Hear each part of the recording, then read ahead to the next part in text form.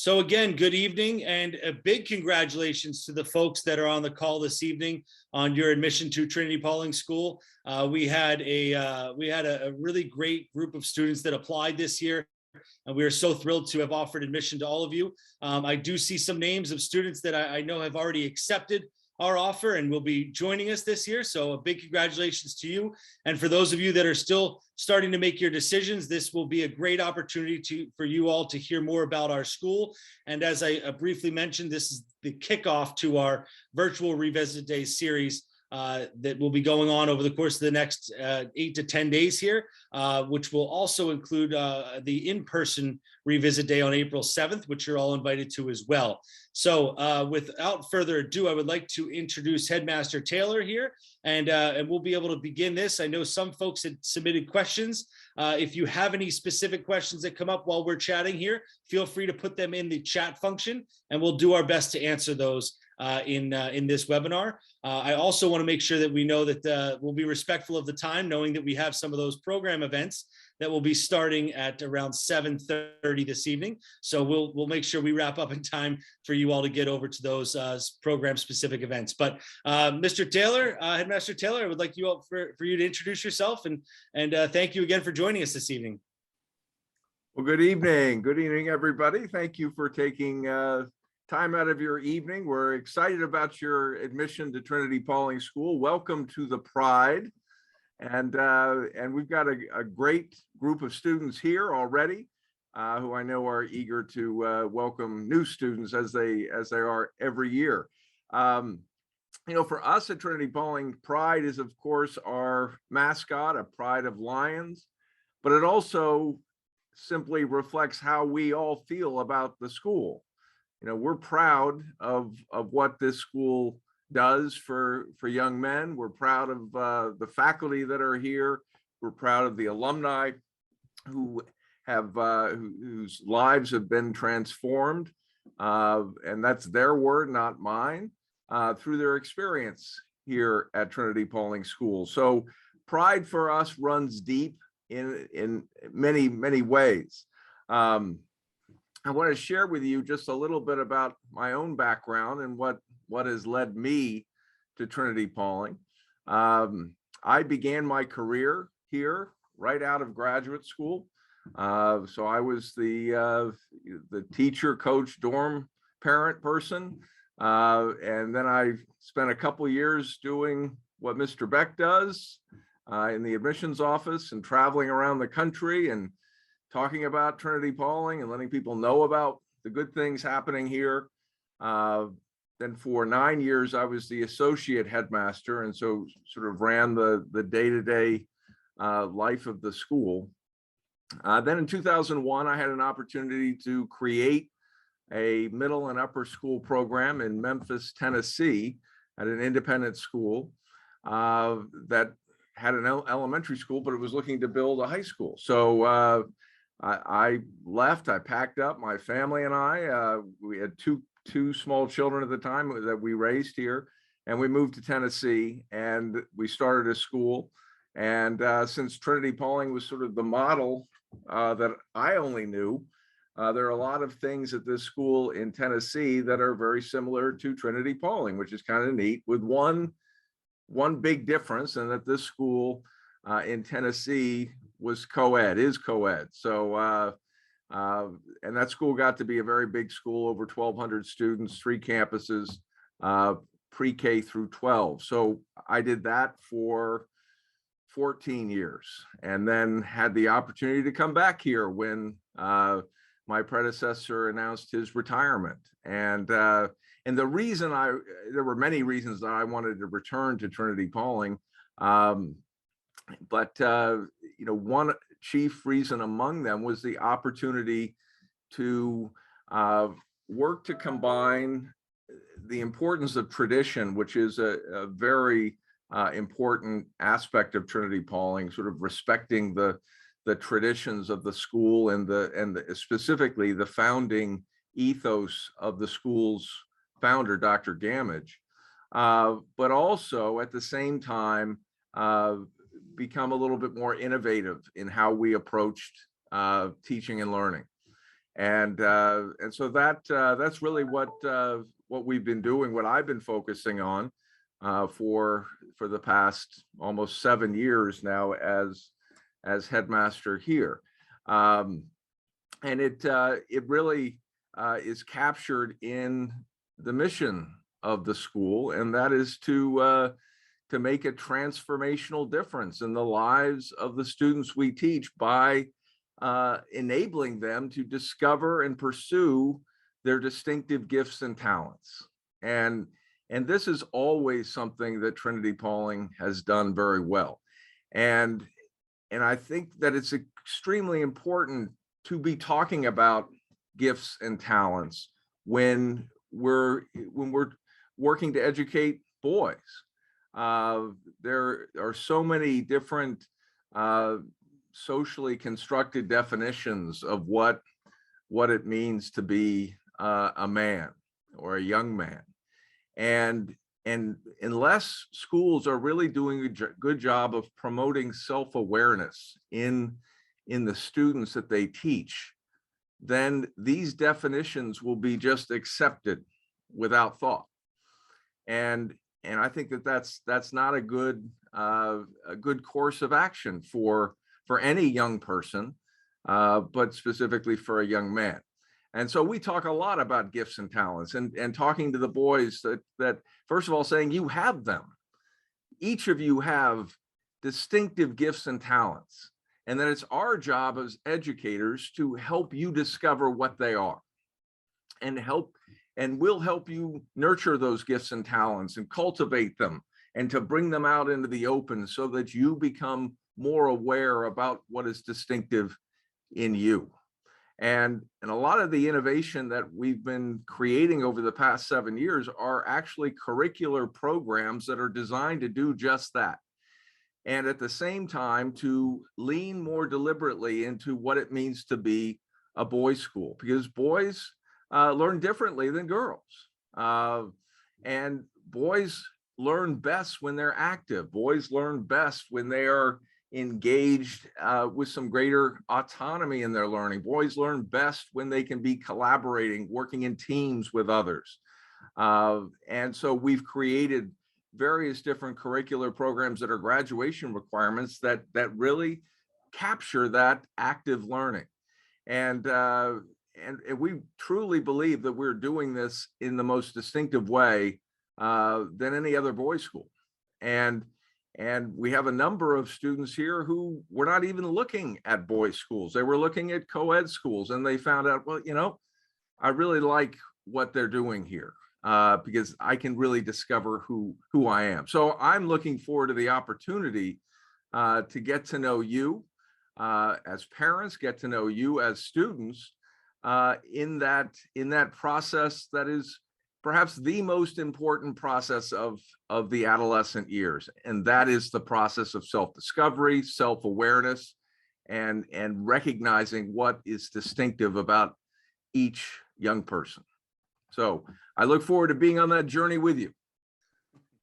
Thank you. And speaking of that journey, it wasn't so long ago that I was in many senses in the same position as you all, as going through an interview process for my role here at Trinity-Pawling and as the director of admission. And so I had the opportunity to interview and tour campus, similar to many of you, and it was an incredible experience for me. And everything that Headmaster Taylor has shared there was not only something that stuck out to me in that process, but actually has really kind of fulfilled itself, and it does carry through to what happens on the day-to-day basis of school. And so it's an opportunity that I feel really strongly about for the boys, especially the boys on this call. And knowing that the education and it's not just the classroom experience, it's that whole child experience that extends beyond the classroom to certainly athletics and arts and music and theater and those other gifts and talents and passions that kids can develop and pursue, but also into the dorm and the residential life and the opportunity to develop those social skills that for better or worse over the last couple of years, we were, as a society, weren't able to really pursue because of the pandemic. And we're fortunate to be in person and continuing that learning, and now being able to extend that in a much more normal, we'll use that word, sense, certainly this spring and moving forward. So those are things that I'm excited to share, and excited to be a part of this journey with you all as well. But we do have a couple questions that came in, and I want to talk a little bit about those, or at least point those questions out. And the first question, which is partly what we've already addressed, but if you have any more details, and certainly we'll focus on the 9th and 10th graders in the leadership opportunities afforded to boys. And so it's sometimes obvious for those juniors and seniors that have the leadership opportunities, but how do we bring leadership into the school with the 9th and 10th graders, and for that matter, even with the 7th and 8th graders? Sure, I think that's something that we do an excellent job at, and that is cultivating leadership. We have 4 institutes here that all the boys, especially the underclassmen, participate in all of them. The seniors have selected one of them that they concentrate their time in, but the 4 institutes are a leadership institute, a citizenship institute, a entrepreneurial institute, and an environmental stewardship institute. And so within these institutes, there's lots of opportunities for leadership. And then there are more traditional opportunities for leadership through co-curricular activities. Certainly in the dormitory, there are opportunities for leadership to be cultivated. But this is a very close-knit community, and leaders quickly find many opportunities, and even boys who don't think they're leaders are often put into situations in the classroom, in athletics, in the dormitory, in clubs, and in these institutes where they are given opportunities to lead in small groups and larger groups. A number of boys will volunteer to give talks in chapel. And they will tell you that when they began school here, they never would thought that they would speak in chapel. But they realize that this is a safe place to be vulnerable. And that's how leadership really is cultivated, by being comfortable with your own vulnerability. And this is a very close-knit community. The core values of the school really are all designed to promote leadership. And those core values are excellence, character, community, and curiosity. And to be an effective leader, each of those 4 values have to be really part of the learning and cultivation process. Great. And I couldn't agree more. I think there's plenty of opportunities, and I'll speak maybe from my experience at a boarding school when I went to school. And I think those opportunities arise where you might not think that they exist. And so there are plenty of those chances for students all across campus. But more importantly, I think that what I probably underestimated in my experience at boarding school was the amount of the leadership that is exhibited by the faculty and staff. And when you live on campus with the faculty and you see them in the dorms and you see them coaching, and they extend beyond the classroom, it further reinforces their role as mentors and as leaders, which is pretty impressive. And I have 2 young kids myself right now, and I read this quote the other day, which was, I thought, really important, that little kids don't learn, they absorb. And I think that's true for adults as well. And I think that's where, as a student, when I was at school, I absorbed the mannerisms, the way an adult, a faculty member, carried themselves on campus, and the way they handled situations. So leadership is something that is absorbed and is it's cultural on our campus. And I think that's something that's really positive, and another thing to potentially take away from the opportunities that the boys will have. We had a great question that just came in. We'll go to this one, which is, which college or universities does Trinity-Pawling most resemble in terms of culture, community, academics, athletics, and arts? So if we want to pick out maybe a college or talk a little bit about potentially how we prepare the students for that college experience within the realm of those different areas? That's a very interesting question. We have colleges and universities that will be vastly different one from the other, that are tend to be popular with our students. So we have students who sometimes are interested in going on to a much bigger university, or going to a different part of the country, or even a different part of the world for their university experience. And then we have students who will choose to go to smaller liberal arts colleges that physically will resemble more of Trinity-Pawling. But I think what is most common is, what do they take with them to whatever college or university experience that they will have. And what our students commonly, and this is true across the board, they bring this sense of self-awareness that I spoke about earlier. This is a school that focuses a great deal on the importance of work ethic and applying yourself thoroughly to whatever you're doing, not just academically, but outside of the classroom as well. And so that focus on effort, that will be a common thread. And whether somebody has gone to a big university or a small liberal arts college, what you're going to hear from them is, I work hard. I'm not afraid of a challenge. I have a great sense of confidence about my ability to get things done.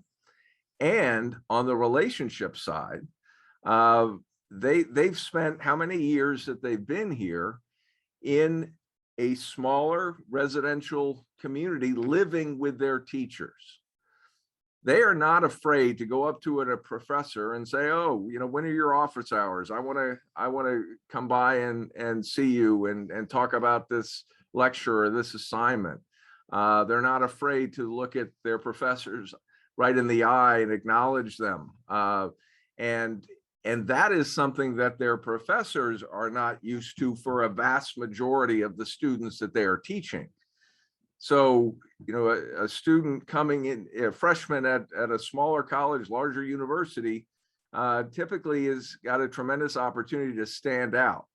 And lastly, what I will say is that every freshman in college or university, having graduated from Trinity-Pawling, they all would have done, all the graduates have to do a senior independent project, where they have chosen something that they alone are interested in, and they had to create something that reflected their interest in that.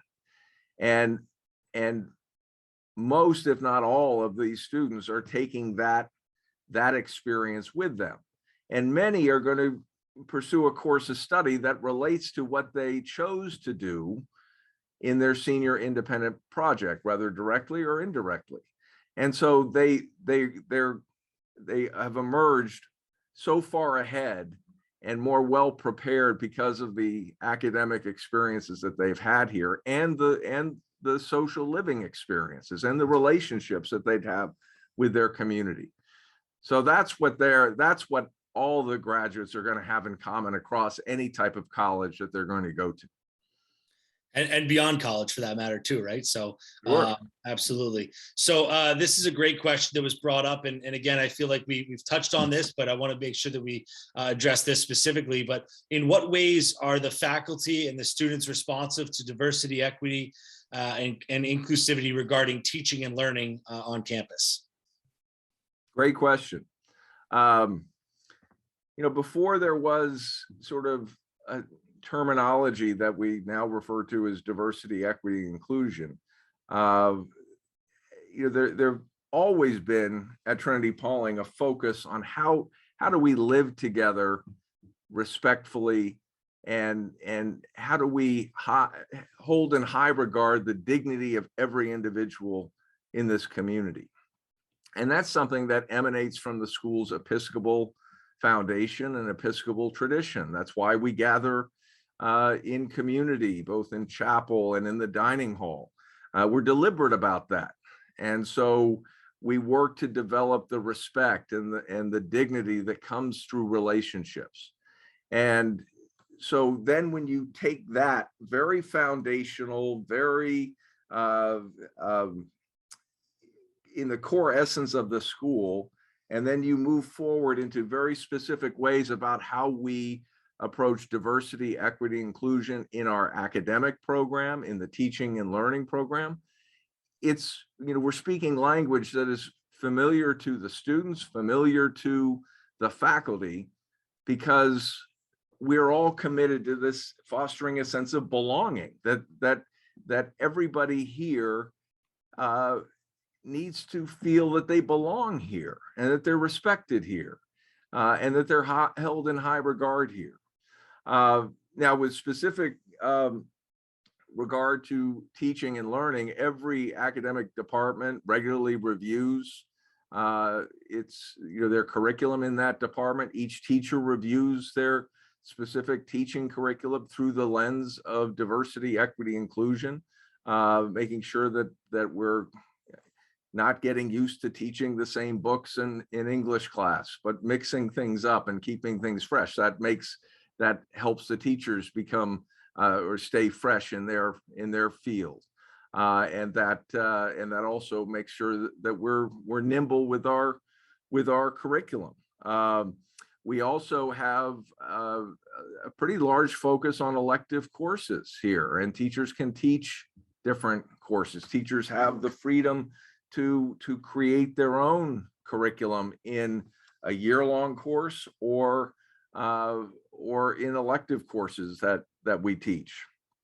And so, we have courses, for example, on the American experience that will trace issues of diversity, equity, and inclusion historically through the country's history. We have courses in the history of rap music. We have a course in race and sports. We have a year or two ago, we did an all-school read where everybody read Brian Stevenson's Just Mercy. And we talked about that in advisory groups and in other courses. So we're very nimble with that, and because it reflects the priorities that we have about making sure that our environment is one where everybody feels that they belong. Absolutely.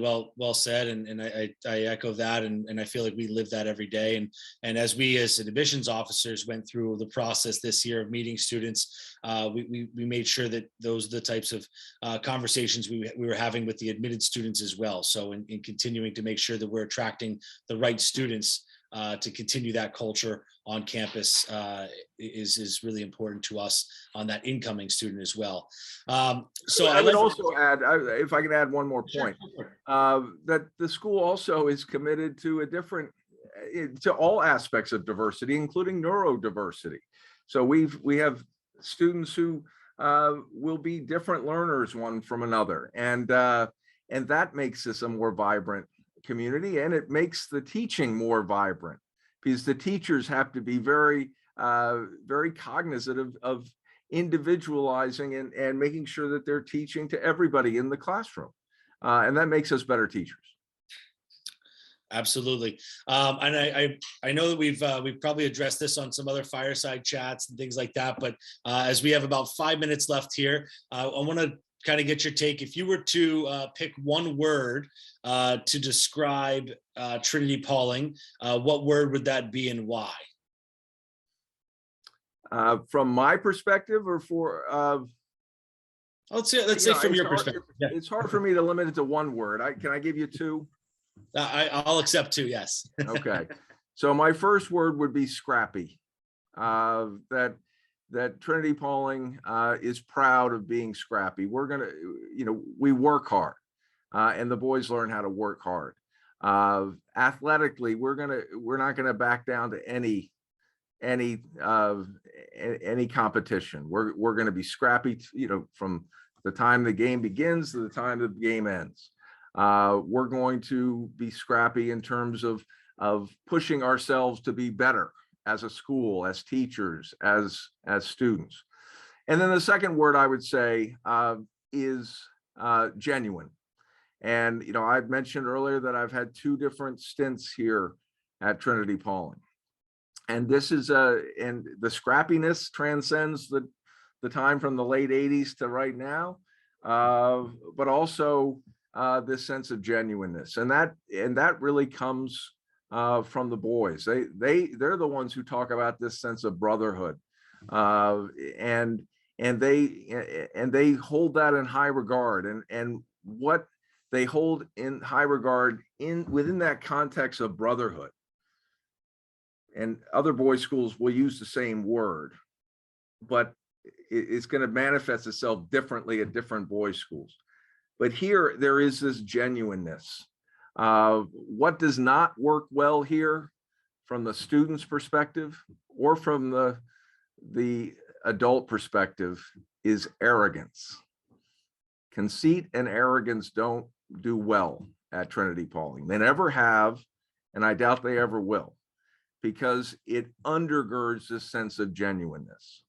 And that's why this brotherhood is so strong, is that the boys know that they have that they've got brothers who have their back, no matter who they are, what they do, as long as they're honest, as long as they're genuine about themselves, and they don't try to be to act like they're better than anybody else. And if they're genuine, then this brotherhood becomes that much stronger, and it's very, very strong because of that purpose. Absolutely. And even in my short time here so far, that authenticity has really shown through in the boys. And for those families that had the opportunity to visit campus and tour, you likely had a chance to tour with one of our boys, if not more than one. And hopefully that was something that you also walked away from. But we, again, are so thrilled to have you as admitted students. We're excited about the opportunity to call you new students. And we can't wait to hear from you in terms of this decision-making process. But I did want to quickly just kind of go through a little bit of a rundown for the next couple days here.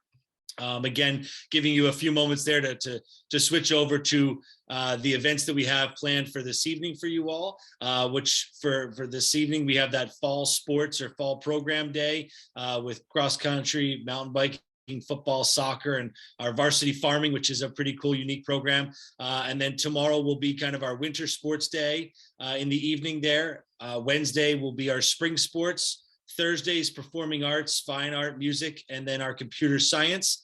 And then Friday, for any of the international students that would like to join a webinar, we'll be able to address any questions or concerns from an international student perspective. Obviously, all are welcome.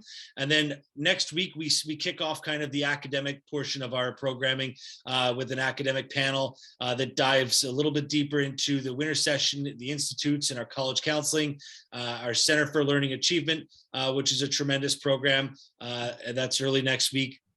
And again, there is no limit to how many of these you're welcome to sign up for. We hope that you take advantage of everything that we offer and learn as much as you need to about the school. And please also know that we are here to help answer any questions as well on an individual basis. So do not hesitate to reach out. And then lastly, we have our in-person revisit day on April 7th, Thursday, April 7th. So we'd love to see you back on campus. We have a great opportunity. Our boys, our current students will be paired with some of the new students that are on campus to go to a couple breakout classes. Parents, will have you all go back to class as well. You'll have breakout sessions to roam around campus, get to see and feel our campus, but also hear from a lot of the folks that will be working day in and day out with your boys. And so we hope that will give you the best idea of what it would like to have a son here at Trinity-Pawling. But again, I would like to thank Headmaster Taylor for taking time this evening to say hello to everybody, and also to you all for taking the time to be here. So thank you very much. For those of you jumping on those other Zoom calls, enjoy, and please don't hesitate to reach out, and go Pride. Thank you all.